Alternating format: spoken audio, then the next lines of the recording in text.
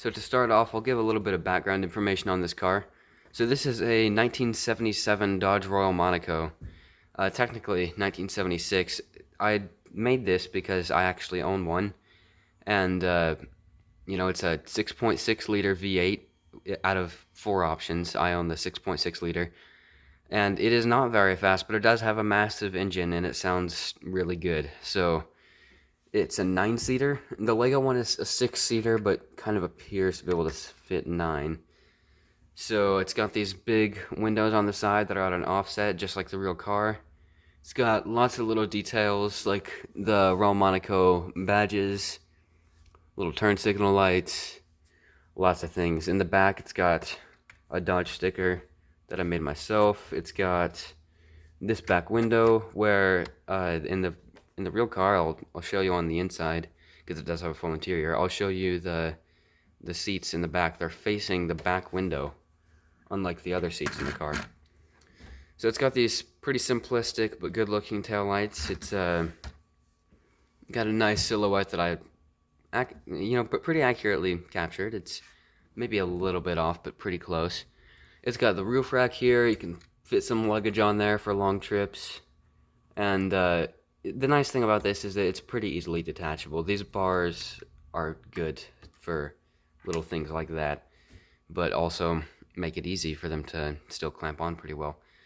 So I've got the new Speed Champions tires that I'm using, and it maybe should have had a little bit thicker tires, but I wanted to get those nice, technically silver little wheel inserts there, like a lot of classic cars have.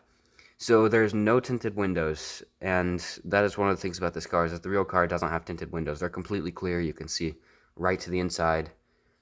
It's got, a 6.5 stud long hood, which is quite a bit, considering that the real car does have, probably about 5 or 6 feet on the hood. I've also got this grill here that I made out of some wedge pieces. These lights are at a slight offset. The hood up here is actually at just a very slight offset, just to kind of capture more of that. I saw it without that. It actually didn't look quite right. So whenever I put that on, that was kind of a finishing detail. It worked pretty good. So next I'll be showing you guys the interior. So the interior might be one of the coolest features of this car because it is fully done. And it's big. That's the thing about family cars back then, is that they were massive. So, yeah, I got a gun in the back. Don't really know why, but I've got these 3 rows here. And you can fit 2 people in each row.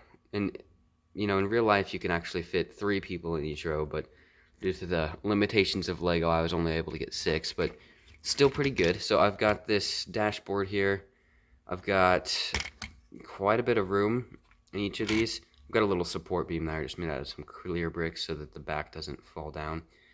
And yeah, there is actually quite a bit of space. It's very spacious, even with 6 minifigures in there. So that is one of the greatest things about this car. So here I've got a little cutaway in the hood, because this is where I use maybe some of the most interesting techniques besides those back windows that I'll show you in a bit. So basically, to get that angle that I was talking about earlier, I use these pieces that have actually been around for a little bit now, but Lego doesn't include them in a whole lot of sets, but I am fortunate to have a few. So basically, you can put them on this clip piece, and they kind of have a limited range of motion, but they're very useful to get some very slight angles that really help improve the build. So that's one of the things. And then up here, I've also got it at an offset.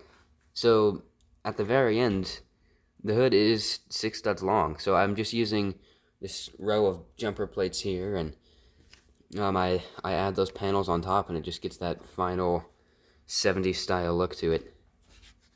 So now we got the windows here, and I do have to say I'm a little bit disappointed with the way that I did it, but I couldn't really find much of a better way. It sometimes looks a little bit like they're just kind of jutting out of the car, which is too bad, but in order to fit all the other things I wanted in this car, I had to do this. So basically, I'm just using a little plate back there, and yeah, you can see they're just falling apart. But I'm using this little bracket back here to attach it at an angle, And on the inside, I've got all these cheese wedges that allow me to do that angle and still reduce the gaps on the outside.